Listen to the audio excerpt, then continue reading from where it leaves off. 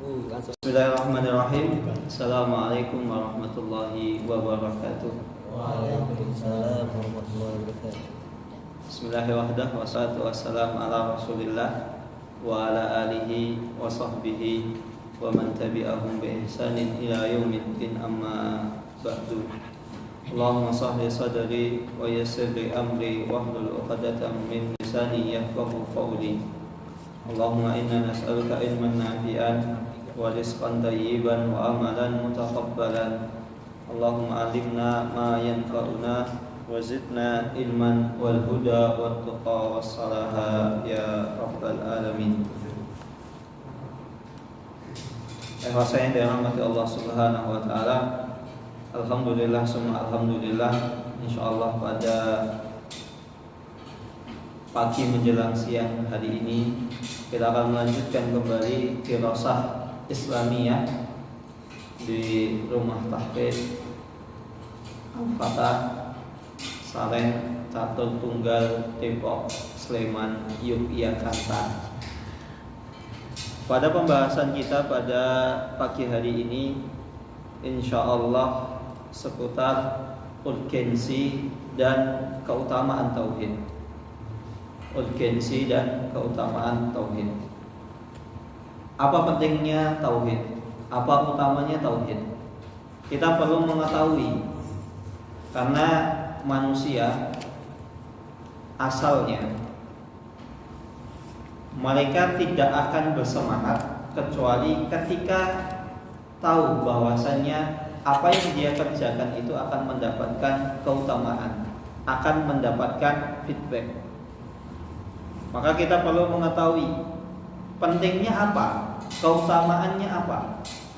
Karena ketika seseorang tidak tahu pentingnya, tidak tahu keutamaannya, akan mudah membuat seseorang itu malas, akan membuat seseorang itu futur, tiba-tiba tidak bersemangat lagi. Seperti misalnya antum setiap hari selalu dimotivasi, dioyak-oyak untuk ayo hafalkan Al-Quran, ayo hafalkan Al-Quran, ayo 30 juz, ayo 30 juz. Tapi antum nggak tahu, kalau saya selesai 30 juz saya dapat apa. Misalnya kalau antum selesai 30 juz, antum dapat umroh gratis. Antum semangat, malah yang ada malah balapan. Tapi kalau antum cuman antum hafalkan 30 juz, udah saja, antum nggak akan semangat. Betul? Setuju? Setuju. Makanya kita sedang memikirkan, nanti antum ini kalau ada yang selesai 30 juz sebelum 1 tahun, nanti mau kita kasih apa? Terus kemudian bagi yang selama 1 tahun itu tidak selesai 30 juz, nanti kita kasih apa? Ya perlu kita pikirkan biar antum semangat.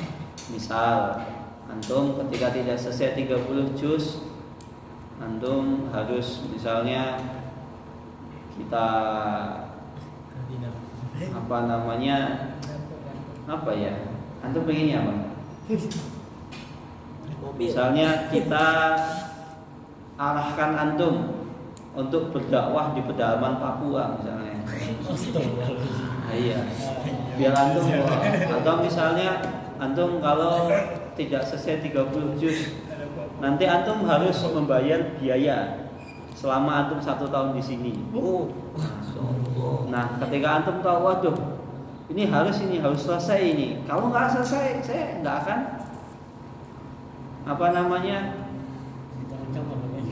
nggak dapat umroh.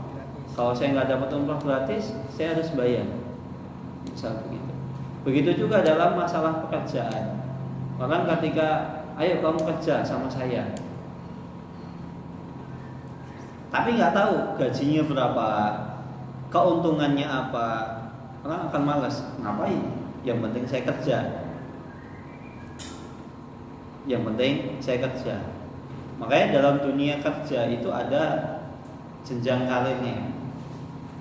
Atau misalnya kalau antum bisa menyelesaikan pekerjaan dalam sehari sekian, nanti ada bonusnya, sehingga membuat karyawan pegawai itu semangat berlomba-lomba.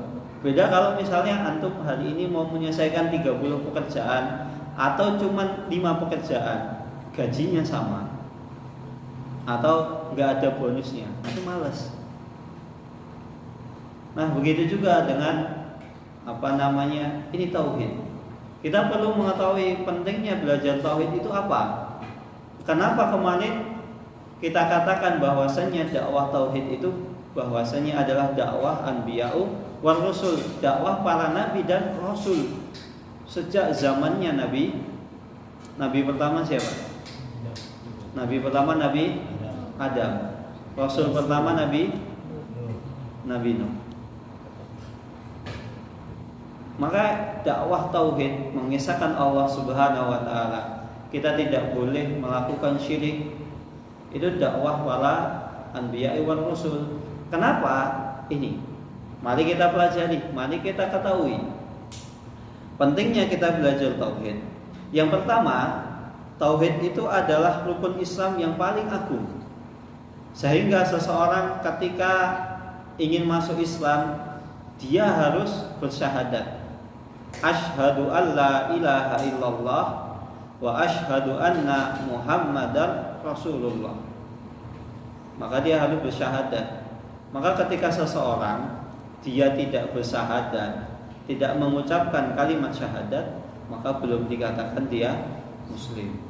Misalnya non muslim pengen masuk Islam, dia cuma mengatakan saya ngakui bahwasanya Nabi Muhammad itu utusan Allah, Nabi Muhammad adalah Rasulku, tapi dia tidak mau mengucapkan syahadat. Saya nggak mau syahadat, yang penting saya mengakui.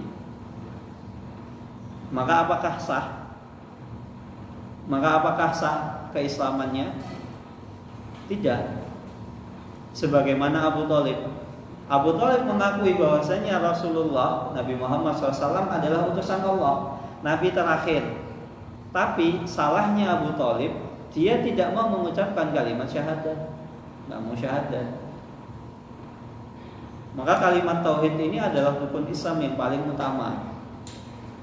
Dan dikatakan namanya rukun itu adalah tiang. Rukun itu tiang, sebagaimana bangunan pasti memiliki tiang. Tidak mungkin bangunan tidak memiliki tiang. Ada bangunan yang tanpa memiliki tiang satupun? Atau enggak punya tiang tapi punya penyangga? Sama. Enggak punya tiang, enggak punya penyangga, tapi ternyata ditali, kemudian talinya di mana? Ujung misalnya tenda, ujung tendanya ditali, terus talinya ditali ke pohon. Ya pohonnya itu sebagai tiangnya. Maka bangunan kalau tidak ada tiangnya tidak mungkin bisa berdiri dengan kokoh, mustahil. Begitu juga dengan tauhid.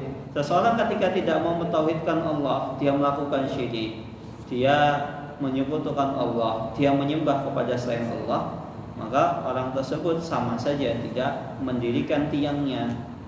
Maka fondasi keislamannya lambat laun akan mudah roboh. Rasulullah Shallallahu Alaihi Wasallam bersabda, "Buniyal Islamu ala khamsin." Sesungguhnya fondasi Islam itu dibangun di atas 5 perkara. Islam itu dibangun di atas 5 perkara. Yang pertama apa? Syahadati alla ilaha illallah wa anna Muhammadar Rasulullah. Fondasi yang pertama, tiang yang pertama adalah syahadat bahwasannya tiada Tuhan yang berhak disembah selain Allah. Artinya dia mengakui kalau ada sesembahan lain selain Allah, sesembahan tersebut sejatinya tidak berhak untuk disembah. Hanya satu, menyembah Allah. Fokus satu, Allah Subhanahu wa taala. Wa anna Muhammadar Rasulullah, dan bahwasannya Nabi Muhammad SAW adalah utusan Allah, Rasul Allah, pembawa risalah. Ini tentang syahadat, tentang iman kepada Allah dan iman kepada Rasul sudah pernah kita jelaskan pada pertemuan sebelumnya. Wa iqamis salat, dan engkau mendirikan salat. Tiang Islam yang kedua adalah mendirikan salat.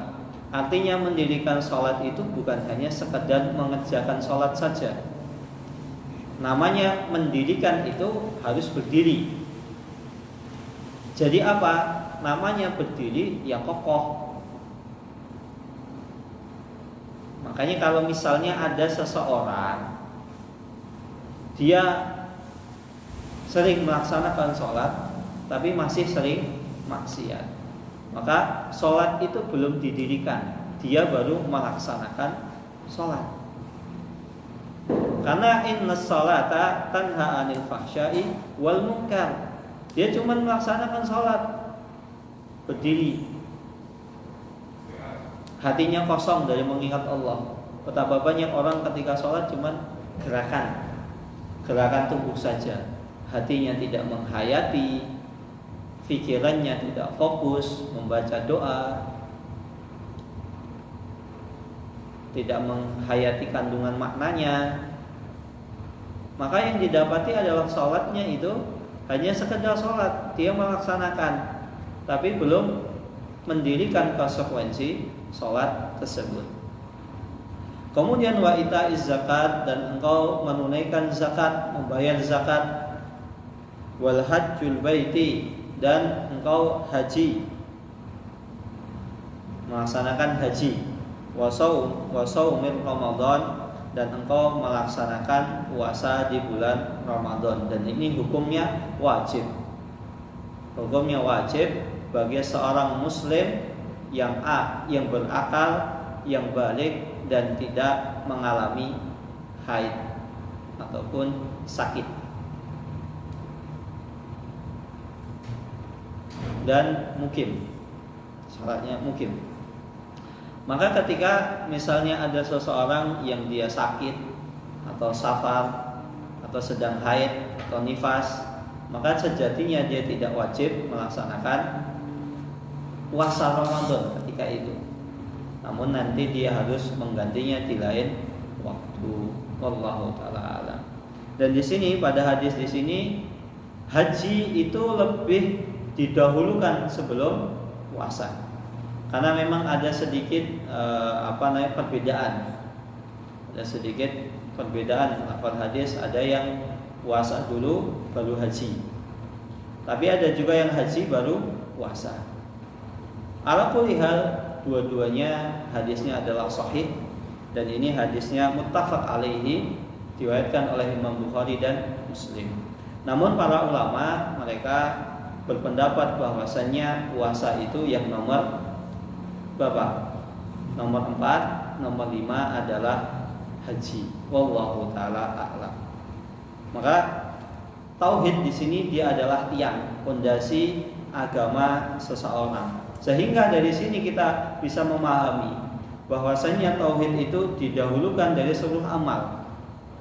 Maka kalau seandainya seseorang sholat tapi dia tidak mau bersyahadat, tidak mentauhidkan Allah Subhanahu wa taala, maka bisa jadi sholatnya, zakatnya, hajinya, puasanya tidak diterima oleh Allah Subhanahu wa taala. Contohnya apa?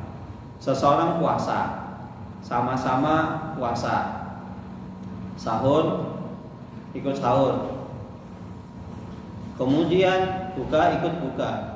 Tapi ternyata dia ketika puasa itu tujuannya bukan karena Allah, bukan puasa Ramadan, bukan puasa Senin Kamis, bukan puasa sunnah, nadar atau bayar kafarat. Tapi dia puasa, ternyata puasanya apa? Biar dikata dia orang alim. Maka ini dia, hati-hati. Maka dia ada tujuan lain, maka pahala puasanya sedikit demi sedikit berkurang. Atau misalnya seseorang puasa, sama-sama puasa, tapi ternyata dia puasa mutih, Puasa mutih itu puasa makannya serba putih, sahurnya putih, bukanya putih. Dan puasa mutih ini biasanya itu adalah untuk mencari wangsit atau mencari kesaktian. Maka ini tidak boleh, ini syirik. Terlebih lagi meminta bantuan kepada jin dan setan. Nah, lantas bagaimana kalau seandainya ada orang, Ustaz, saya puasa mutih. Loh, kok puasa mutih? Iya, karena ketika sahur adanya cuma nasi putih di rumah sama garam. Ketika buka adanya juga nasi sama garam. Boleh enggak? Syirik enggak? Enggak. Karena adanya di rumah cuma itu. Sedangkan puasa mutih itu sengaja. Dia sengaja. Ada ayam enggak? Ada ayamnya enggak dimakan. Ada daging sapinya enggak dimakan. Dia cuma putih-putih, serba putih. Yang boleh dimakan itu yang putih-putih. Telur putih. Terus apalagi? Nasi putih, beras, kemudian susu. Tapi biasanya kalau nasi puasa putih cuma nasi ya, cuma nasi putih aja. Allah Ta'ala. Maka ketika nggak sengaja adanya makannya cuma nasi sama garam sama kecap misalnya, ya nggak masalah. Insya Allah puasanya diterima oleh Allah Subhanahu Wa Ta'ala. Beda kalau menyengaja untuk puasa mutih, untuk mencari kesaktian, wangsit, biar ketika ditebas itu kebal, katanya sakti mandaguna. Padahal sejatinya dia nggak kebal. Kalau nggak percaya, coba kalau ada orang mengaku memiliki kesaktian, antum ngomong pakai jarum, dia takut. Tak tusuk pakai jarum ya. Mungkin dia melakukan aku silahkan gitu. Antum sebelum nusuk mau baca Bismillah, kadel dia. Karena setannya kalah, setannya. Kita meminta perlindungan kepada Allah. Makanya dulu ada sebuah kisah. Al-Imam Al-Muhaddis, salah seorang ahli hadis abad ini, Syekh Muhammad bin Nasiruddin Albani. Beliau tinggal di Syam, di Yordan. Nah, daerah Syam, Yordan itu ada orang yang katanya dukun sakti mandaguna, kebal, nantang siapa yang mau nusuk saya silahkan gitu. Karena saya sudah kebal. Akhirnya kata Imam Albani, kata beliau apa? Yaudah saya nggak usah pakai AK-47, nggak usah pakai pistol, nggak usah pakai pisau, nggak usah pakai pedang. Saya cuma pakai jarum, kedel ya. Karena apa? Yang mau nusuk imannya kuat, tauhidnya kuat.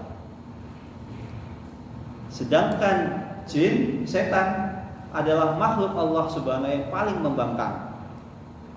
Maka kalau ada orang ngomong saya sakti mandaguna, nggak usah takut. Antum bacain Bismillah atau antum bacain ayat kursi, insya Allah takut dia, kalah. Nggak usah kalah. Dan tauhid pula ini ikhwas sekalian, keutamaan tauhid ini adalah hal yang pertama yang harus senantiasa didakwahkan oleh setiap dai, setiap ustaz, setiap pendakwah. Sehingga ketika Rasulullah SAW mengutus Mu'ad bin Jabal radhiyallahu taala anhu ke Yaman, Rasulullah SAW memberikan wejangan, memberikan nasihat. Rasulullah SAW bersabda, "Innaka ta'ti qauman min ahli kitab." Wahai Mu'ad, sesungguhnya engkau akan mendatangi segolongan orang-orang dari ahli kitab, Yahudi dan Nasrani. Falyakun awwalu ma tad'uhum ilaihi, maka prioritaskanlah awal dakwahmu kepada mereka syahadatu alla ilaha illallah, yaitu mengisahkan Allah Subhanahu wa taala, bersyahadat kepada Allah Subhanahu wa taala, mengakui, mengisahkan, tidak menyekutukan, tidak menduakan Allah Subhanahu wa taala. Wa fi riwayat, dan ada riwayat lain, ila ayyuwahidullaha, dan untuk mentauhidkan Allah Subhanahu wa taala. Maka namanya dakwah. Yang pertama ini harus ditekankan adalah tauhid terus. Harus tauhid. Karena tauhid tadi dikatakan apa? Tauhid itu didahulukan dari seluruh amal. Untuk apa amal seseorang banyak? Ahli ibadah, tapi ternyata tauhidnya bermasalah. Maka ahli ibadah itu tidaklah mulia dibanding ahli ilmu. Ahli ilmu, alim, seorang ulama itu lebih utama dibanding ahli ibadah. Karena ahli ibadah belum tentu dia ahli ilmu. Kalau ahli ilmu, insya Allah dia ahli ibadah. Yang pertama itu. Yang kedua, kalau sekedar ahli ibadah, seringkali kalau orang cuma ahli ibadah, ibadahnya kadang tidak sesuai dengan syariat, tidak sesuai dengan tuntunan. Karena dia tidak ngerti ilmunya. Yang penting ibadah. Tapi ternyata menyeleweng. Maka yang perlu ditekankan adalah pertama tauhid dan tauhid. Tauhid yang harus kita kedepankan. Nah, bagaimana kalau seandainya seseorang, saya ketika selesai dari rumah tahfidz Al-Fatah, saya pulang, yang saya dakwahkan, yang saya ajarkan bukan tauhid Ustaz. Misalnya saya ngajar anak TPA, boleh enggak? Boleh. Tapi jangan lupa ketika antum mengajarkan TPA juga antum menekankan tauhid. Misal antum ketika ngajar TPA, antum sambil menjelaskan ketika bacaannya, oh bacaannya salah, yang benar begini, makhluknya seperti ini. Oh iya, ini artinya begini, maksudnya kita harus ini mentauhidkan Allah. Kan bisa ngajar TPA sambil menanamkan tauhid, sambil ngajar, baca Iqra, baca Al-Quran, bisa. Sambil antum menanamkan tauhid sangat bisa. Makanya saya itu sebenarnya pengen antum tuh ngajar TPA di sini, kalau memungkinkan, biar antum ada skill untuk mengajar. Nah misalnya, Ustaz, saya ternyata tajwid saya kurang bagus. Saya tahu hukum-hukum tajwid, tapi kalau saya ngajar tajwid nggak bisa. Misalnya saya bisanya ngajarnya bahasa Arab. Ya nggak apa-apa antum ajarkan bahasa Arab, tapi jangan lupa antum tekankan masalah tauhid. Dalam bahasa Arab kan banyak tauhid. Begitu juga misalnya antum mengajarkan nahwu sorof, bisa antum masukkan ke dalamnya tauhid, apalagi fikih, apalagi hadis. Dan jangankan begitu, antum misalnya guru IPA, sains, antum bisa ajarkan sains begini. Allah Subhanahu wa ta'ala, coba kita lihat, begitu luar biasanya alam semesta ini. Bumi ke matahari jaraknya berapa juta? Berapa juta? Atau IPA, yang IPA, anak IPA, anak-anak IPS.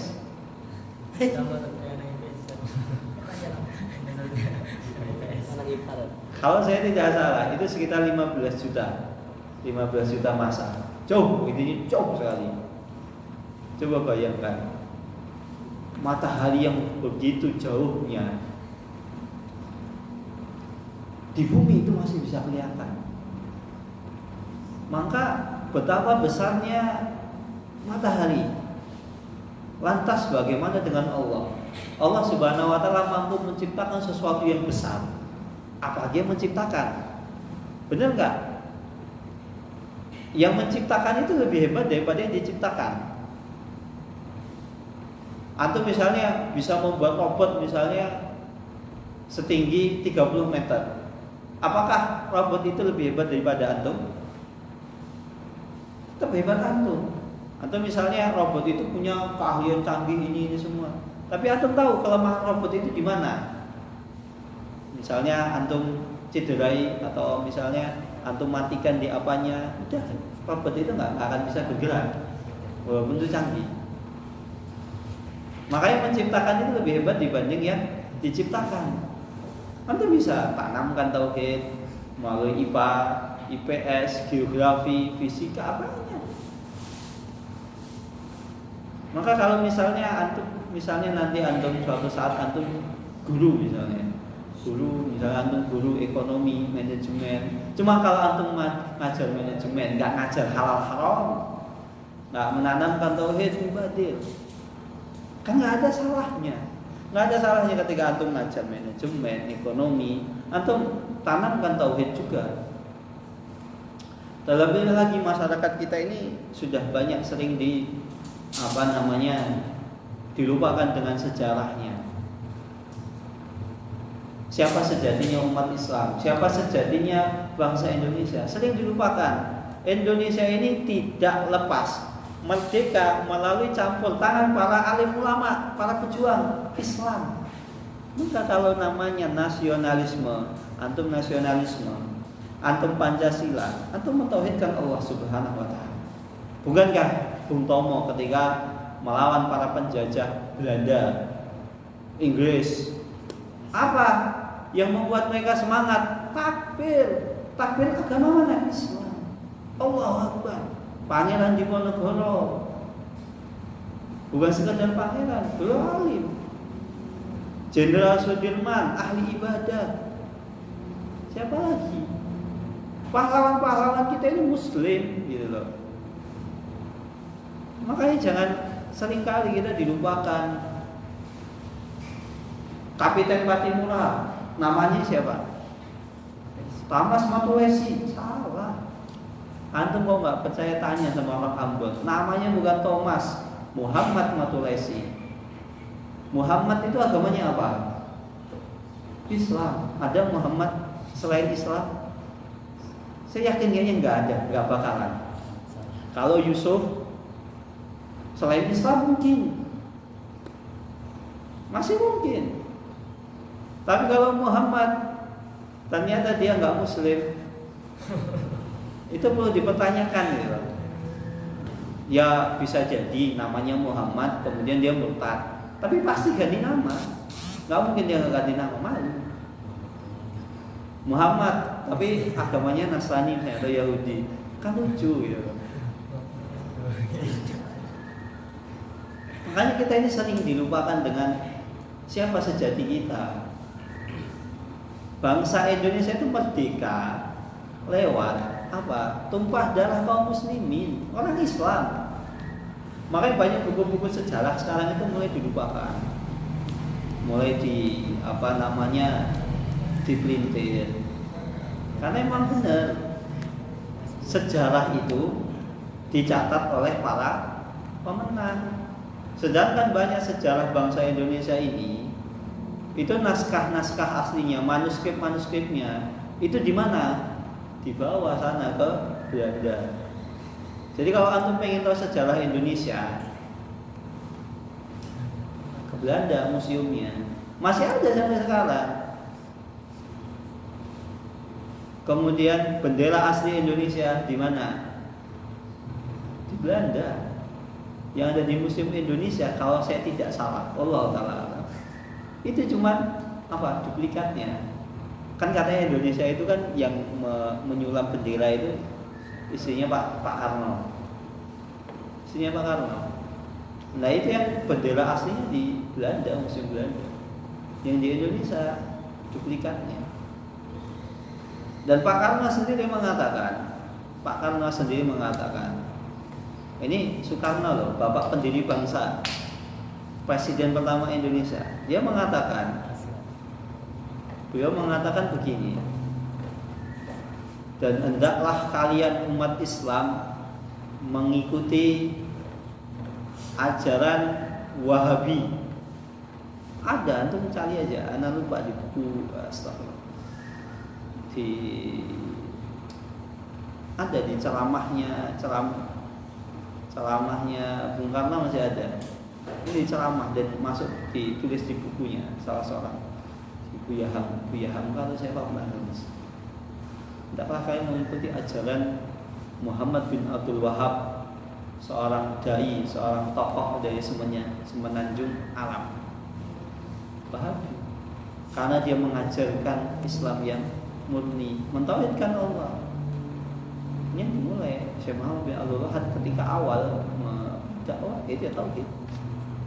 Dan dulu banyak utusan-utusan dari Arab itu ke Indonesia. Saya pernah ketemu dengan raja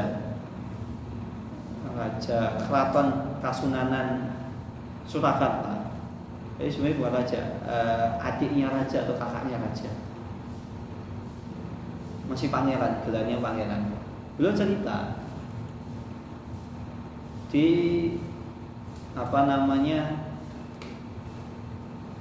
istana Solo itu masih ada beberapa peninggalan utusan dari bangsa Arab. Masih ada sampai sekarang.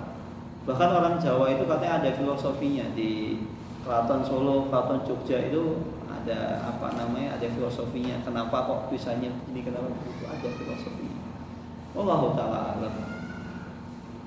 Bahkan dulu katanya sekaten itu ya ada, katanya sekaten itu kan Muharram, katanya mengikuti tradisi Islam. Ya Allah taala. Tapi sayangnya sekaten sekarang banyak hal-hal yang berbau syirik, seperti yang kemarin Teguh Kiai Slamet diarak, kemudian akhirnya dilempar, insyaallah tai buat rebutan. Padahal hewan itu tidak bisa memberikan manfaat dan mudarat kepada kita segitu, apalagi tainya. Dan manusia itu sejatinya lebih mulia daripada makhluk manapun. Allah Subhanahu wa Ta'ala telah menciptakan manusia dengan mulia, dengan akal sehat. Tapi sayang, kadang kita tidak mau menggunakan dengan untuk mentauhidkan Allah Subhanahu wa Ta'ala. Maka dikatakan tauhid itu adalah syarat sah ibadah. Sehingga kalau seseorang tidak mentauhidkan Allah, ibadahnya banyak, salatnya banyak, ibadah-ibadah lainnya banyak, tapi dia tidak mentauhidkan Allah, bisa jadi tidak diterima amal ibadahnya. Maka inilah keutamaan orang yang berilmu dibanding orang ahli ibadah. Maka orang ahli ilmu hendaklah dia mentauhidkan Allah Subhanahu wa Ta'ala.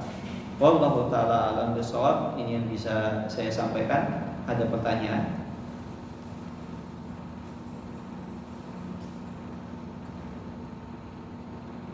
Ada pertanyaan? Alam.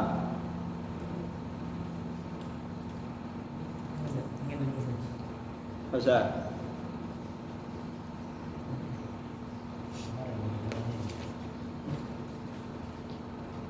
Makanya anak kan menyuruh antum baca dulu sebelum masuk pelajaran. Ketika antum baca, antum ingat pertanyaan, antum tulis di bukunya. Gak usah sayang sama bukunya. Semakin banyak coretan di buku antum itu insya Allah semakin berfaedah.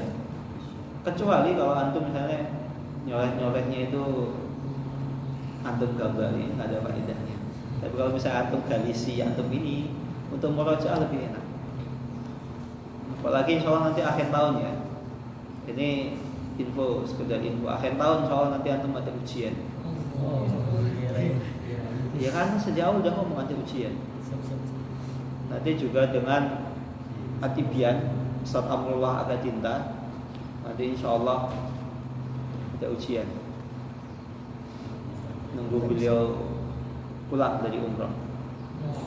Beliau umrah. Makanya main gak ngajar antum ya. Apa Alam? Pertanyaannya Alam. Bila pernah menemukan seseorang perempuan, Ya. dia mengatakan ini masalah yang haji sama rukun Islam kan. Jadi kalau misalnya dari syahadatnya, sholatnya, puasa, zakatnya itu masih belum bisa dilaksanakan dengan istiqomah, Ya. maka bisa dikatakan tidak ada kewajiban untuk melaksanakan haji. Apakah benar kayak gitu? Kalau misalnya sholatnya masih bolong-bolong, Ya. puasanya masih bolong-bolong, kemudian bayar zakatnya masih bolong-bolong, maka dia tidak ada kewajiban haji, nggak tepat. Haji itu kan Rasulullah SAW itu kan bersabda, manis tata'a ilaihi sabila. Dan bahkan di dalam Al-Quran bagi yang mampu itu nggak ada kaitannya dengan sebenarnya mampu itu nggak ada kaitannya dengan apakah dia bolong-bolong. Selama dia mampu bisa untuk berangkat haji, dia harus haji gitu loh. Makanya haji itu lebih utama daripada beli rumah. Atau nggak punya rumah itu nggak masalah. Emang wajib untuk punya rumah? Enggak. Tapi haji itu wajib. Selagi mampu. Maka ketika seseorang misalnya nanti antum nikah, yang antum pertama, antum itu nabung untuk haji dulu. Beli rumah nggak punya rumah nggak apa-apa, ngontrak bisa. Karena bagaimanapun juga haji itu wajib. Misalnya saya nggak mampu, ya setidaknya ada usaha untuk apa ya, nabung sedikit demi sedikit. Tahu. Maka ketika kita memulai dengan sesuatu yang Allah perintahkan, insya Allah akan memudahkan urusan kita.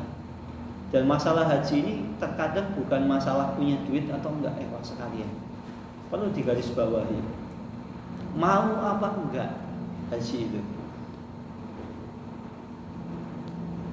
Ada sebuah kisah.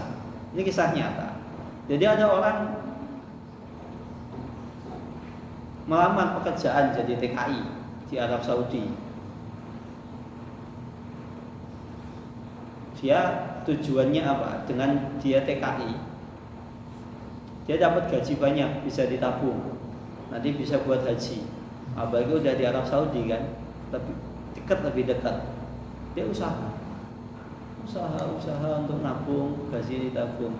La qadarullah, tiba-tiba kontraknya itu diputus. Gajinya nggak dikasih, karena kemarin kan pandemi itu ya. Gajinya nggak dikasih. Nah pertanyaannya gimana? Padahal dia itu pengen haji gitu loh. Duit otomatis nggak ada, gajinya nggak dikasih, didolimi sama perusahaannya. Akhirnya yang terjadi apa? Ya sudah, saya haji, saya sudah berusaha ngumpulin, ternyata ya kalau nggak bisa haji ya udah nggak apa-apalah, saya nanti pulang. La qadarullah, masya Allah. Memang Allah itu tidak pernah menyisih janjinya. Barang siapa yang berusaha, insya Allah itu akan ijabahi sebelum kontrak kerjanya habis. Jadi sebelum dia balik ke Indonesia,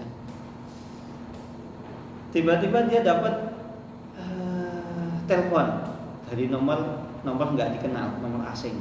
Diangkat, assalamualaikum, assalamualaikum, suaranya suara orang Arab. Ini orang Arab ini. Dikira bosnya kan mau ngasih gaji itu. Kemudian suara di sebelah telepon mengatakan, benarkah ini Fulan bin Fulan? Iya, saya Fulan bin Fulan. Masya Allah, mubarak, selamat, kamu dapat haji. Kamu bisa haji. Kamu dapat undangan haji langsung dari kerajaan Saudi Arabia.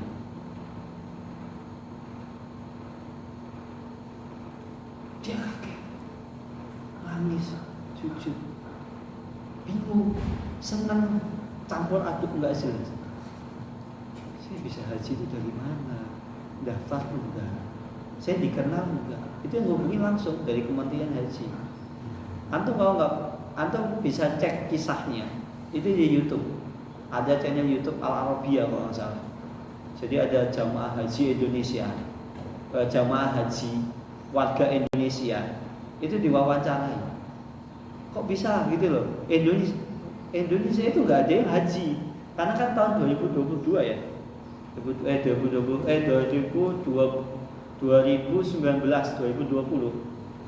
itu kan jamaah haji Indonesia nggak ada, iya kan? Karena kan yang bisa haji cuma orang sekitar Saudi, cuma orang dalam. Nah, ya biasanya kan reporter kan meliput jalan prosesi haji. Dilihat kok ada orang muka Asia gitu loh, muka Indonesia banget, dideketin ditanya, kamu kok bisa haji gitu loh. Sedangkan Indonesia itu nggak ada yang berangkat haji gitu. Akhirnya dia cerita. Jadi kisah ceritanya tiba-tiba gaji saya itu ditunggak sama majikan saya nggak dapat gaji, nggak ini, kontak kerja saya diputus sepihak, kayak terkotang-katung. Terlebih lagi saya di sini sama istri saya, jadi suami istri, oh masya Allah. Akhirnya karena diwawancarai di TV ya, nyebar. Perusahaannya itu kena penalti, suruh bayar gajinya full plus lagi double apa intinya. Kalau tidak salah ada tambahannya banyak. Dan selain itu dia ternyata hajinya itu bukan sendirian, sama keluarganya. Awalnya hajinya itu cuma dia aja. Terus dia ngomongnya, saya di sini sama istri saya terkotang-katung. Nah kalau saya haji, istri saya gimana? Yaudah sekalian aja istrimu diajak. Makanya kadang haji itu sekalian. Haji itu bukan masalah punya duit apa enggak, usaha apa enggak, mau usaha apa enggak. Ada orang tinggal di Saudi tapi nggak pernah haji, sampai udah nggak haji. Ya mungkin karena dia kurang niat hajinya. Sama kayak anak dulu, anak sedikit cerita ya. Anak alhamdulillah sudah haji, alhamdulillah. Anak dapat haji gratis dari Kementerian Dalam Negeri Arab Saudi.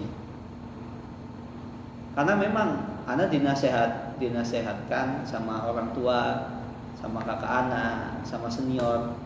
Nanti kalau awal antum datang ke Madinah, itu nanti dapat badal kutub, badal tajhiz. Nanti jangan antum belikan macam-macam, jangan buat foya-foya, jangan buat beli iPhone, jangan beli ini, udah antum tabung buat haji. Yang penting itu antum haji. Ya akhirnya ya sudah, anak jalankan nasihatnya. Apalagi senior kan lebih tahu keadaan sebelumnya kan di Madinah gimana. Akhirnya alhamdulillah anak kumpulkan sedikit demi sedikit, kemudian dapat uang bulanan tunjangan anak kumpulkan sedikit demi sedikit. Ada pendaftaran haji, alhamdulillah anak daftar haji. Dan kemudian liburan musim panas anak pulang ke Indonesia, dikabari senior anak Ustadz Said Ibrahim, beliau senior anak dan beliau yang menguruskan haji tahun anak. Jazakumullah khairan.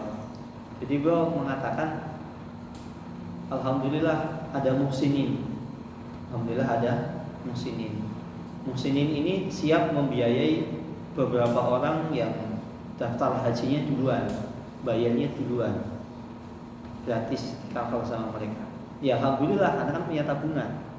Anak ketika daftar ke Ustadz Ibrahim Said langsung ini cash tunai. Waktu itu kosnya 3.500, anak kasih langsung beli. Akhirnya beliau berusaha untuk mendaftarkan, tapi beliau ngomong jangan ngomong-ngomong sama teman antum ya. Kalau antum dapat haji gratis, karena yang lain itu bayar lewat PPMI Madinah. Ya udah siap. Anda diam-diam aja. Kemudian beliau berusaha mendaftarkan. Kok nggak bisa? Iqomah Anda didaftarkan tuh gagal terus. Ya sudah. Karena nggak bisa didaftarkan kan otomatis apa? Uangnya nggak kepake atau? Kemudian 3 hari setelahnya atau seminggu setelahnya, ada teman anak orang Yaman itu nelpon malam ya, pagi-pagi sih, bukan malam. Kalau di kita kan malam ya, sebenarnya pagi. Jam 2 pagi, jam 2 apa jam berapa? Anak lupa. HP-an itu di miss call ke nomor pribadi sama WhatsApp banyak banget. Terus anak angkat ya, tak tanya, "Weh, antum ngapain deh?" Di Indonesia itu bukan kayak di Yaman kayak Saudi. Kita masih pagi nih, masih jam 2, ganggu aja anak. Apalagi waktu itu anak habis capek ya. Ganggu aja. Ini ngapain sih nelpon malah pagi-pagi begini? Terus katanya dia ngomong, "Bener, nama antum tuh Musa Ihsan." "Iya, nama Musa Ihsan." "Emang kenapa?" "Udah, cuma itu aja, mau tidur." "Ya saya malis, anak capek banget. Anak pulang malam." Enggak, jangan ditutup dulu teleponnya. Anak mau ngasih kabar gembira." "Kabar gembira apa?" "Nama ente itu ada di Wizarah Hajj, dari Wizarah Dakhiliyah, Kementerian Dalam Negeri. Dapat haji ente gratis." Mana waktu itu masih ngantuk, capek, pegel, langsung melek, gak bisa tidur. "Beneran ente?" "Iya, udah anak cek berkali-kali, namanya Musa Ihsan." Tak tanya jinsiahnya apa, warga negaranya apa. "Indonesia." Anak itu nggak ada lagi Musa Ihsan selain anak, nggak mungkin kan? Wah, anak senang banget. "Wah, jazakumullah khairan."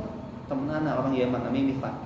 Alhamdulillah anak sampai sekarang masih tawasul, masih hubungan dengan beliau, mahasiswa Yaman.